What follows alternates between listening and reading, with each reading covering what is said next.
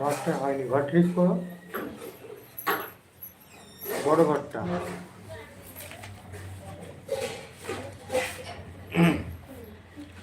এ দেখো উপরের দিকে হালকা হবে, গুড়ার দিকে গাঢ় হবে, এইসবগুলো গাঢ় হবে। আস্তে আস্তে আস্তে আস্তে আস্তে উপরের দিকে আস্তে আস্তে হালকা করে দাও, গুড়ার দিক থেকে গাঢ় করো।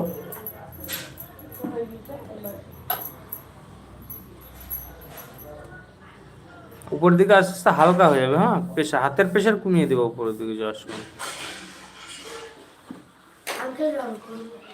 ঠিক আছে, রং করো। না, এই দিকটা হয় না, এই দিকটা ঠিক করো, এরকম করো। এই তো হচ্ছে।